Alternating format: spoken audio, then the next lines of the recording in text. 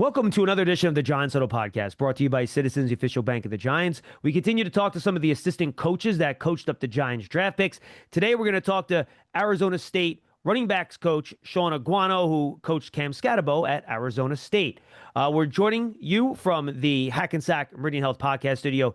Keep getting better. If you can go back, we have a couple of previous interviews as well with some of the assistant coaches. You have Marcus Johnson, who coached Marcus Bowe at Purdue on the offensive line, and you have Marcus Satterfield, who coached Thomas Fidone, a tight end at Nebraska. You have Jason Candle, who's a head coach at Toledo with Darius Alexander. Then you have Mike Gundy, who is the head coach rather at Oklahoma State for the Giants' 7th-round pick. So a lot of good interviews. Make sure you go check them out on the Giants Huddle podcast. And now we welcome in our guest. He is the running backs coach for Arizona State. He is Shaun Aguano. Shaun, how are you, man? Fantastic. Can't do any better. Hey, I'm so happy to talk to you. We just had a couple days of OTAs here. We got to see Cam out there on the field. We've had a chance to interact with him a bunch. And boy, Cam Skattebo is just a fun dude. Give us a feel for him as a guy, what your first interactions were like with him. I know you're one of the guys that tried to get him over from Sacramento State. So just give me your first experiences with him and what jumped out about him to you, about his personality and his approach to the game. You know, great personality, intense guy that played, the underdog mentality the whole time. What people don't understand is that, and you don't find this too much, he loves football. He's an all ball guy. And so that kind of persuaded me to jump on him real quick and persuade him to get to Arizona State. But his football intelligence is probably one of the most elite things about him, as well as his athletic ability. But he understands the game of football and loves the game of football. All right, I want to touch on all those things, but I want to start with this. I saw what he did to Power 5 conference level guys that were trying to tackle him. I can't imagine what his tape looked like at Sacramento State with these poor kids trying to bring that guy down playing running back. What was it like when you first put on the tape and you found out you could get him and you first looked at him trying to run the ball at Sacramento State? You know, what stood out was his contact balance. And I didn't know if it was real and maybe the contact balance because he was playing at that FCS level. Would it translate to the FBS level? I didn't know. But I loved his tenacity and the way he played the game. And so that intrigued me the most. Yeah, and I think that really shows up. Is that his low center of gravity? Is it his core strength? What allows him to have that type of contact balance, in your opinion? I think both of those. I think, his core strength on the bottom, he runs really low to the ground, his great hips, but just his balance and the way he's grounded is incredible. And he is seeking out contact the wrong term because he does make people miss, but he certainly doesn't shy away from contact.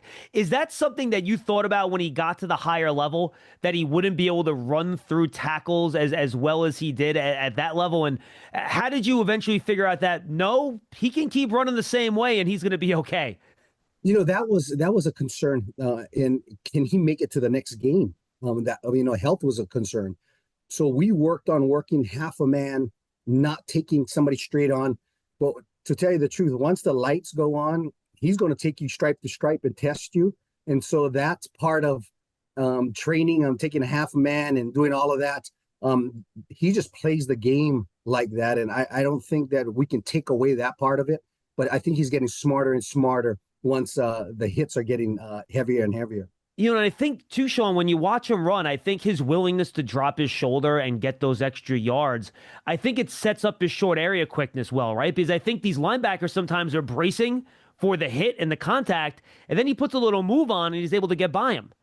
Absolutely. His lateral quickness is something that people don't understand, and especially from his contact. When he makes contact, his separation from the contact is elite as well. And so because he's a strong kid with a good core, but again, lateral quickness, they think that he's going to get hit, and next thing you know, we call it scat runs. It's supposed to be 3-4 yards because somebody filled it.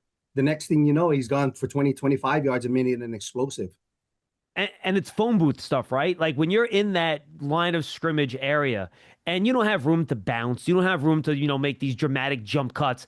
It's these little subtle moves where you can make other elite athletes miss in like a 2 yard box. That's special. Like kids, not a lot of kids can do that.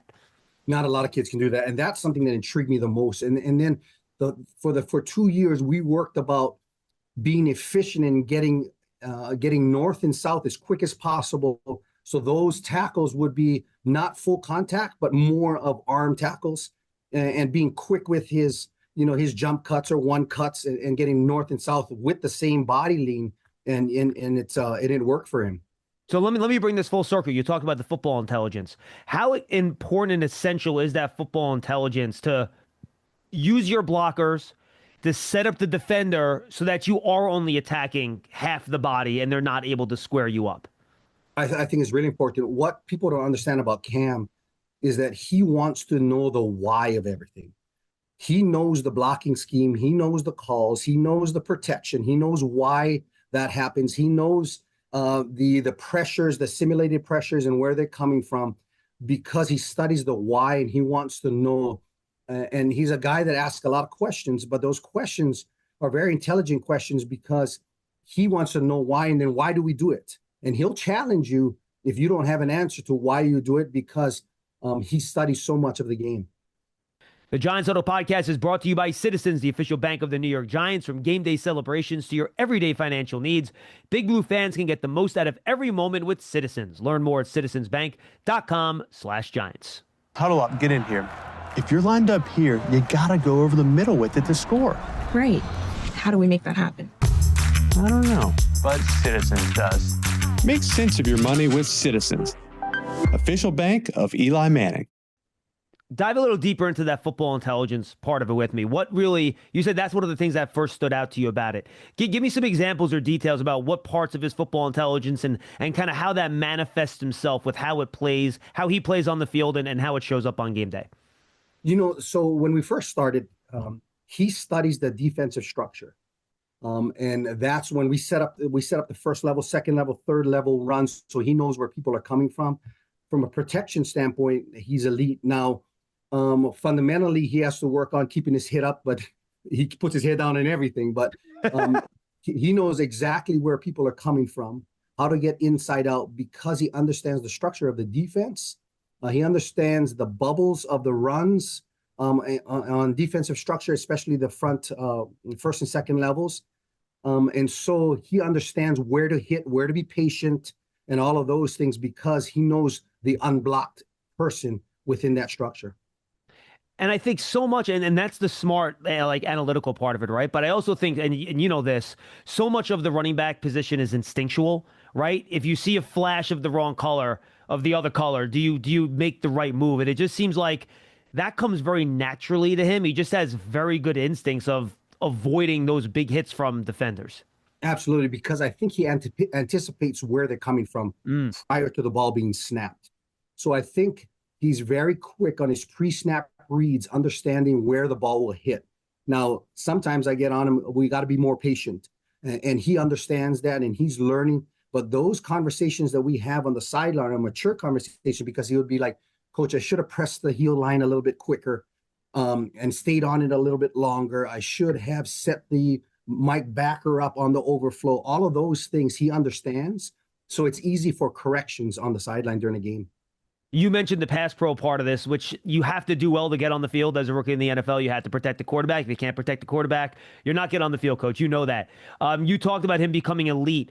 Is that because of the combination of the intelligence and his physicality? Because, he just likes to hit people. Is that really the sweet spot of putting those two together that makes him a good pass protector? Absolutely, because he anticipates and he knows where they're coming from.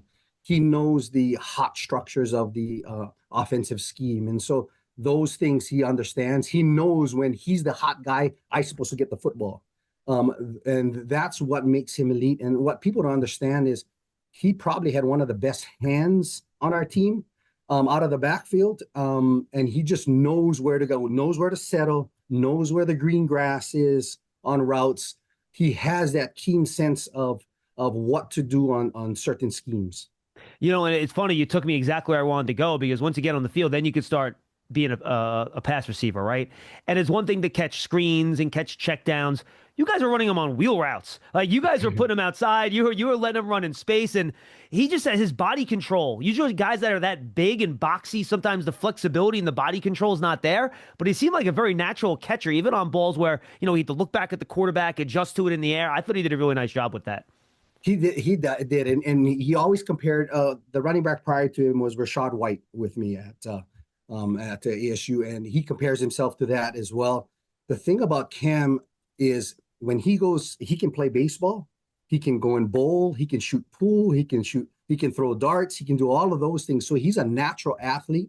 And when we talk about his body control, he can torque himself in those situations because of all the sports that he can play, and then he can hoop. For a 5'9" guy, he's a guy out there that can hoop, and so he's fun because he's a natural athlete. You mentioned the blue collar attitude. The first press conference he did when he got here was rookie minicamp, and he goes, people were asking about what role he's going to play. He goes, guys, look, I just want to earn my way on the team. He wasn't talking about being a starter. He was talking about earning a spot on the roster. And look, we all know realistically, you get picked that high, you're going to be on the roster. But he wasn't thinking about it that way. Is that always? And I got to imagine that probably comes from him being under recruited at a high school, right? He had to go to Sacramento State. He didn't get all these big offers. Is that just the way he approaches everything, where he knows that he's starting from the ground level and he has to build himself up from zero? Absolutely. And when he came into ASU, all of our running backs play special teams. And to me, it is important because the sustainability in the league is because if you're not the first back and you're a second or third back, you have to play special teams and you have to be elite if you want to sustain that level. And so he was one of our best special teams guys. He was our personal protector. He was our guy, our hit guy on the kickoff. He's a returner. So he does it all. He knows and understands the environment where he's at, where he will put himself in a situation where he'll excel. And then that next step is him being the guy. So he knows how to work that, and he'll play any position that you put him on and excel in that to know where his end goal is at. I want to talk about the playoff run you guys made last year. And you take on Texas. And man, I mean, they are such a talented football team. They had so many guys get drafted this year. Yet you guys just felt comfortable giving the ball to Cam. And, I think everyone said, all right, well, what is this going to look like against an SEC team, right? And, well, it looked exactly the way it did against every other team. Absolutely. And he ran the hell out of the football. What is it about Cam that gave you guys the confidence to put the ball in his hands as much as you did in such a critical game against such a good opponent like Texas? Because whoever's fitting Cam from a defensive structure, we take Cam over anybody else. So if that's a safety fit or a corner fit or a backer fit, we know he's the better player. We knew that if we played physical football, and Coach Dillingham does an incredible job with our kids, our game is a physicality. We're going to run the football and try to impose our will. It doesn't matter who it is. And our kids' mentality is like that. And it kind of feeds off of Cam too, because he's a leader in that. And if it's 4th and 1, he's going to make sure that everybody knows that he wants the football. And he'll let everybody know, and that Coach Dillingham as well. And we've come to a trust point where when the game's in jeopardy or we need something, he's the guy that'll get it for me. And then he'll come back and smile at me and say, I told you, Coach. And I say, I know. I mean, that's just the way it goes, but he wants the ball in his hands in crucial moments. When you talk to him, he seems like a very humble kid, and I feel like he's one of these guys that once he gets on the football field, he kind of flips a switch and becomes almost like a different guy. Is that your experience with him, or does he have that kind of, chip on your shoulder, killer mentality even when he's like in the meeting rooms with the guys too? He tries to play that calm, but he's intense all the time. And he's actually a very funny guy, but he's an intelligent guy. But once those lights goes on, he's ready to play football. He's a big relationship guy. And I think in order for people to understand him, he builds relationships, he builds that trust, and then he'll run through a wall for anybody. But he does well in our room because he's taking that leadership role where he helped out the younger guys. And so he became the leader in that room, and he'll wait his turn and play that underdog, and he'll battle every day until he gets to a spot there where he thinks that he can compete at a high level. How does he lead, coach? Is he more of a lead by example guy? Is he a big talker, rah-rah type of guy? He's both. Okay. And he'll get in people's faces and he'll let them know that he's coming. He does that in a way that is really not offensive, but our defensive guys are like, yeah, but after a while they'll move on the side too because he's coming downhill, even on walkthroughs. And so he's a show and he's a talker as well. I imagine he sets a pretty high standard in that running back room then, huh? He does. And he was very fortunate to see guys that come before him. And our guys now have learned to play a little bit more physical because the standard that is set, what he has done. How does he learn? Is he a guy that needs to go out on the field and rep it? Can he learn it just from board work, from film work? What kind of learner is he? He's very intelligent. Now he can see it and go on the field and perform it.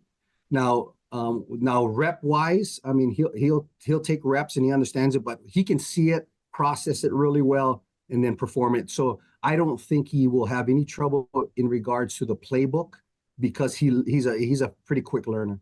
If you want to know how to manage 2 minutes of crunch time football, I'm your man. But if you're wondering about a long-term financial plan, you should talk to Citizens. Hey, I can also talk lawn care. I'd like to learn about a mowing routine. Yes, I knew I could help. Make sense of your money with Citizens. Yeah, how many different concepts did you guys run? Were you mostly, did you do a lot of zone? Did you run some gap? Well, how much experience does he have in the various different run schemes that he's going to see here at the pro level? And he's seen it all because we're a mid-zone, mid-zone, outside zone gap team. And he knows the nuances on both of them and the calls on all of them. So he'll fit in fine. Bruce Feldman had a great article. He talked to your guys' strength and conditioning coach, and they said he really made a lot of progress when he got to you guys. I think he went from like 230 down to 218 or 235 down to 218. How did you see him transform his body and improve some of the nutrition stuff once he was in your building and he was there for a couple of years? I think it was just a mindset of, if we are going through our junior year and there is no improvement, then you have to understand that the end game might not be there at the end of the season. And so for 6 months after his junior season, he really dove into the nutrition, the work, the cardio, all of that stuff, getting stronger, and it improved him tremendously. But so he has that mindset that he can do what he wants to do when he wants to do, and he'll put himself in that situation. How much did dropping that weight and becoming more fit, improve his durability, where you're able to ride him as much as you guys did, especially in that title game in that playoff game against Texas, but just throughout the whole year, his usage was sky high. And then how much did that help some of that short area quickness we're talking about, right? Where he gets a little bit more twitchy and a little bit more explosive. I think it helped him both because I would always pull up. There's a couple of times his junior year that he got caught from behind, that he didn't like that. And I would always make sure that when there was a little lull in his play, I would pull that up just to make sure that I remind him that, that he got caught behind. And so he was embarrassed about that. But again, his short area quickness, his explosion increased tremendously because of his body. I was going to ask you about his speed. Look, I think his 40 time at the pro day was in the 4.6s. I think that's where we all kind of thought it was going to be, which is fine. The way he runs, I don't really care about how well you run in a straight line as a running back, to be totally honest with you. But is he a guy, in your opinion, that plays a lot faster than what maybe that time speed would be? There's no question. His 10-yard and 20-yard splits are very, very good. And that's his game. And, you see people, this kid runs, and we recruit these kids, run a 10-2 on the track, and then he runs 11-2 with his pads on, and it doesn't transition real well. But Cam, if he's going to run his 4.5 highs or 4.6 lows or whatever he runs, you got to understand that he's running that at a low level and then coming in full speed for you.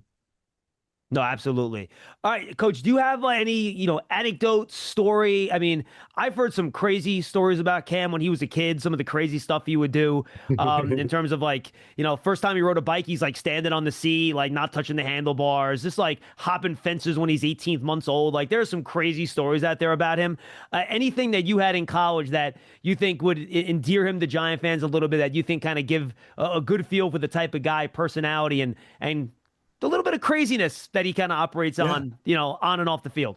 He thinks he's a gymnast. So the first time I saw it, he did about 5 or 6 backflips in a row, and I was like, "How is this short, chunky dude doing those backflips?" But that's just his mentality, And there's a couple of times that we had to have serious talks in regards to this is where we need to be, and he is bright enough to understand when it's serious and when it's not. But he's a whole lot of fun now. Now, does he take coaching well? Like, if you get on him, will he handle that okay? Absolutely. And like we go back about his intelligence, he knows when he's wrong, and he knows when. So most of those were mature conversations because I would be able to get on, and he already knew that was coming. But there's sometimes from an effort standpoint that I didn't like his effort on the practice. And there's laws sometimes because he carried the ball 30 times on a Monday, Tuesday practice, he was pretty sore a little bit. Yeah. That I got on him and make sure that he's attacking every practice the way he would attack that at the professional level, and he always bounces back. I guess my final question then would be this. We always joke about angry runs now, right? They have the segment on Good Morning Football, angry runs, and Cam runs angry, right? I mean, that's the way he runs.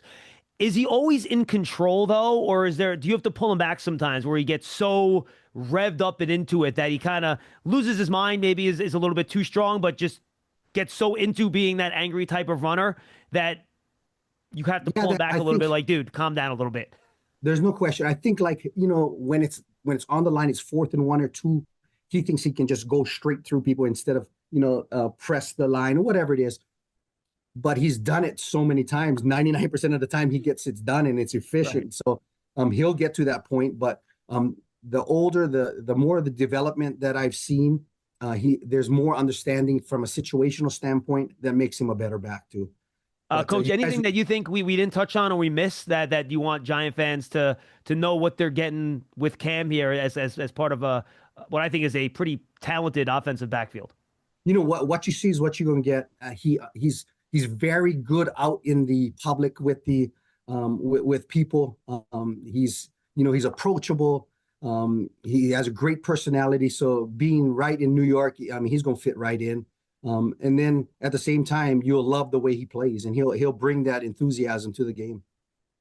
I think he's going to fit right in with that blue collar Northeast, New York City cop, New Jersey guy on the docks, type of thing. I'm with you, Coach. I think he's going to be great. No question. I really appreciate it. Hey, good luck this year, Coach. Hope you guys have as much success as you had last season, and we really appreciate the time, and we can't wait to interact and have some fun with Cam Skattebo on the field up here in New York. Absolutely. Good luck, guys. Thank you. Just phenomenal stuff there. It was great talking to Shaun. What a nice guy. He was a big-time high school coach, by the way, out there in Arizona before he joined up on the Arizona State coaching staff. Really good coach, really good guy. It was really fun talking to him about Cam Skattebo, and I think he's just about as excited about Cam as I am. I'm, guys, me. I love Cam. Love watching him. And I said that before the Giants drafted him. So it was good fun talking to him, getting a feel for him and for his personality, his run style, and things like that. So it was a lot of fun talking to him right here on the Giants Huddle podcast, brought to you by Citizens, the official bank of the Giants. Thank you so much for joining us from the Hackensack Meridian Health Podcast studio. Keep getting better. I am John Schmeelk for Shaun Aguano. We'll talk to you next time on the Giants Huddle podcast.